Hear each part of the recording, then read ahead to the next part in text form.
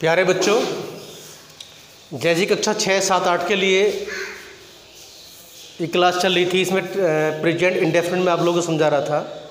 तो ये आज पार्ट 4 है इसका, और इसमें आज हमें तुम लोगों को समझाना कि सेकंड इंटरोगेटिव सेंटेंस क्या होता है, इसको हम किस प्रकार से ट्रांसलेट करेंगे। तो जैसे कि बोर्ड पर आप लोग देख रहे हैं, इंटरोगेटिव सेंटेंस ये वो होते हैं कि दोहरा प्रश्नवाचक वाक्य से हिंदी बोलते हैं कि जिन वाक्यों के बीच में, इंटरोगेटिव सेंटेंस में क्या था कि उसमें शुरू में क्या आ रहा था, तरीका था कि उसमें हम डू या डज लगा रहे थे साथ में स्टार्टिंग में ही। लेकिन यहाँ क्या ये है दोहरा प्रश्नवाचक वाक्य, इसमें शुरू में डू या डज नहीं लगाना।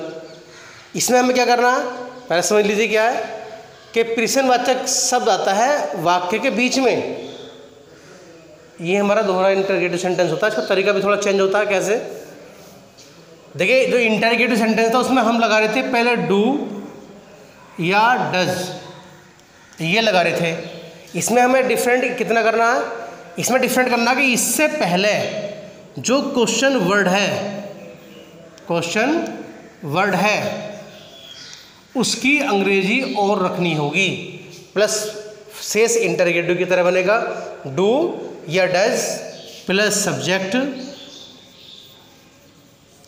सब्जेक्ट के बाद में वर्ब की फर्स्ट फॉर्म।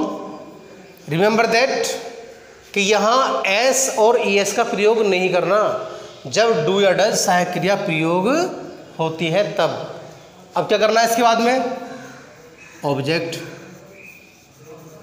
के बाद में जो भी अदर वर्ड होगी हमारे कंप्लीमेंट, जिसे हम बोल देते हैं कंप्लीमेंट, यह आ जाएगा। बाद में क्वेश्चन मार्क की ध्यान रखेंगे कि बाद में क्वेश्चन मार्क आना जरूरी होता है। तो 6, 7, 8 के हिसाब से सेंटेंस ली जाएंगे यहाँ। देखिए सेंटेंस है, वह कहाँ रहती है, वह कहाँ रहती है।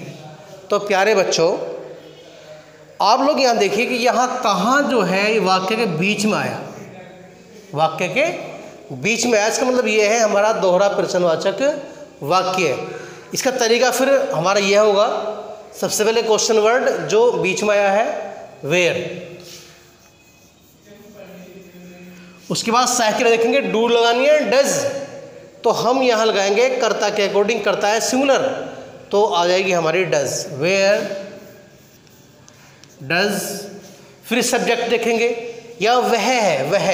अब बहुत सारे बच्चे इसको इंग्लिश में ही भी लिखते हैं, कुछ सी लिखते हैं, तो हम देखते हैं कि जेंडर क्या है। जेंडर हमारा फेमिनाइन है, यानी कि फीमेल है। रहती है, ती है, तो फिर हमें यहाँ वह स्त्री के लिए यूज़ किया गया, फेमिनाइन जेंडर है, तो यहाँ सी का यूज़ करेंगे। Where does C live, LIVE, और क्वेश्चन मार्क। ये क्वेश्चन मार्क लगाना नहीं भूलने के, क्योंकि हमारा सेंटेंस इंटरोगेटिव सेंटेंस है। आशा करता हूँ समझ में आ रहा होगा। फिर आगे बढ़ते हैं हम लोग, देखिए क्या है। एक एग्जाम्पल फिर समझिए, हम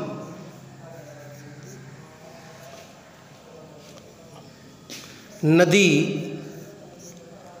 में नहाते हैं, हम नदी में नहाते हैं। बहुत छोटा सेंटेंस है, देख रही आप लोग। इसमें कोई चीज़ दिए, कर्ता क्रिया और कर्म। कर्ता क्रिया कर्म के अलावा वो चौथी चीज़ इसमें है दी नहीं, ये भी।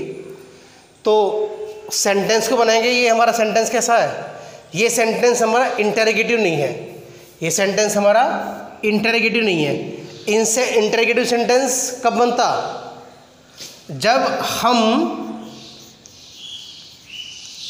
नदी में क्यों नहाते हैं, क्यों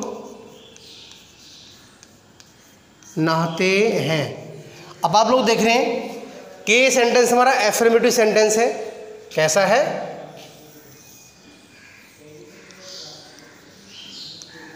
एफर्मेटिव, चूँकि इसके शुरू में क्या या बीच में क्यों नहीं है, ना ही नेगेटिव है।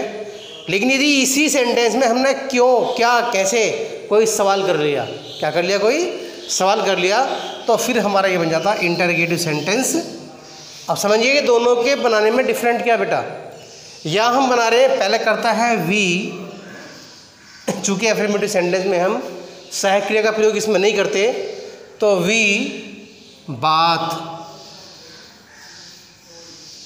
बात में ऐसे नहीं लगाएंगे क्योंकि वी हमारा प्लूरल सब्जेक्ट है, तो वी बात इन दी रिवर, ये बन गया हमारा एफर्मेटिव। अब हमें यही चल जाएगा पता कि एक एफर्मेटिव सेंटेंस में और इंटरोगेटिव सेंटेंस में डिफरेंट क्या है। या हमने पहले कर्ता लिया था, या हम सबसे पहले लेंगे क्वेश्चन वर्ड को, वाई, बहुवचन करता है डू, सब्जेक्ट वी, बात इन दी गंगा, इन दी रिवर, क्वेश्चन मार्क। प्यारे बच्चों देखिए एक बार फिर समझिएगा इस चीज़ को। अभी एक सेंटेंस मैंने आपको यहाँ लिखा एफर्मेटिव सेंटेंस, कैसा लिखा, एफर्मेटिव सेंटेंस, ये लिख दिया। तो यहाँ इसलिए लिखा मैंने ये ताकि आप एफर्मेटिव सेंटेंस को और इंटरोगेटिव सेंटेंस में डिफरेंट समझ लें, क्या डिफरेंट है, और जब डिफरेंट है तो उसी के डिफरेंट के अकॉर्डिंग हमारा ये ट्रांसलेट भी होगा। यहाँ है हम नदी में नहाते हैं, तो बन जाएगा वी, सब्जेक्ट रखेंगे, फिर वर्ब और प्लस ऑब्जेक्ट, कर्ता क्रिया कर्म, वही तीन चीज़ें बेटा देखो यहाँ।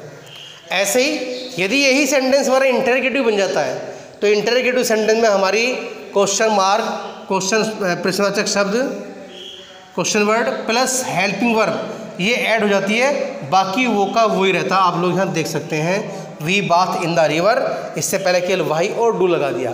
तो आपको इन चीज़ों को समझना है, क्या डिफरेंट होता है ये समझते हुए चलना है। जब तुम लोग बेटे इस चीज़ को समझ लोगे तो मैं मानता हूँ कि आप गलती नहीं करने की। थोड़ा आगे बढ़ते हैं, ठीक। इसमें एक प्रश्नवाचक शब्द होता है हु, WHO, हु। तो यदि वाक्य में हु आ जाता है तो हु के साथ हेल्पिंग वर्ब शॉर्ट में लिखा हुआ बेटा, मैं खोल भी देता हूँ कौन सी होती है, डू या डज का प्रयोग करना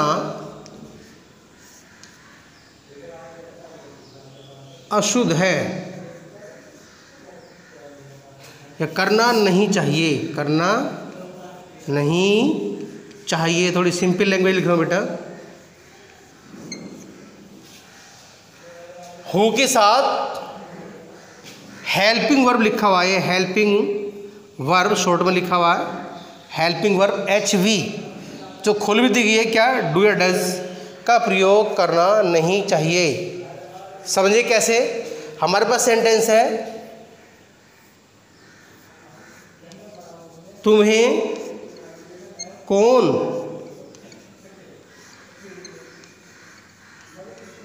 पढ़ाता है, ये सेंटेंस आप लोग देख रहे हैं। सेंटेंस है तुम्हें कौन पढ़ाता है, तो क्या करेंगे हम लोग, ये तुम्हें जिसकी अंग्रेजी आती है यू, कौन जिसकी अंग्रेजी आती है हु, पढ़ाने की इंग्लिश आती है टीच। ये सब की मैंने इंग्लिश यहाँ लिख दी है। अब इन्हीं शब्दों को बेटे हमें करना है किस चीज़ में, अकॉर्डिंग टू जो हमारा सिस्टम है सेंटेंस को बनाने का, उसके अकॉर्डिंग इन शब्दों को हम रख देना है। तो सबसे पहले कौन की अंग्रेजी आएगी, हु। हु के बाद सहायक क्रिया का प्रयोग हम करते थे, आप लोग देखिए यहाँ किया हुआ है, लेकिन यहाँ लिख दिया गया साथ साथ में नोट के रूप में लिख दिया गया, नोट क्या, कि हु के साथ हेल्पिंग वर्ब का प्रयोग मत करो, तो यहाँ डू या डज मत लगाओ। क्या आ जाएगा, नहीं चाहिए बल्कि, थोड़ा समझ लीजिए, वर्ब की फर्स्ट फॉर्म में ही एस और ES लगा देते हैं, लगा देते हैं। समझेंगे आगे किस प्रकार से लगा देते हैं। हु वर्ब आ जाएगी टीच, TEACH, इसमें हम लगा देंगे ES, बता रखा ES क्यों लगाते हैं। और ये भी समझ लीजिए कि हु के साथ सहायक क्रिया का प्रयोग क्यों नहीं करते, क्योंकि यहाँ सब्जेक्ट ही नहीं है और हम हमेशा सब्जेक्ट के साथ ही सहायक क्रिया का प्रयोग करते हैं। अब क्या बचा हमारा? ऑब्जेक्ट। हु टीच यू, क्योंकि यहाँ पढ़ाने वाला कोई है ही नहीं। तो आप इन चीज़ों को समझेंगे। आज आपको मैं 5 सेंटेंस दे रहा हूँ, आप लोगों को 5 सेंटेंस ट्रांसलेट करने हैं और होमवर्क के रूप में भेज देने। देखिए बहुत छोटे सेंटेंस है। पहला सेंटेंस है, वह कहाँ रहता है।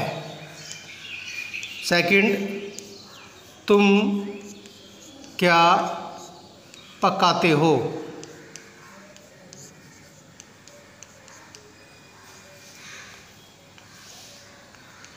थर्ड है, मैं झूठ कभी नहीं बोलती हूँ।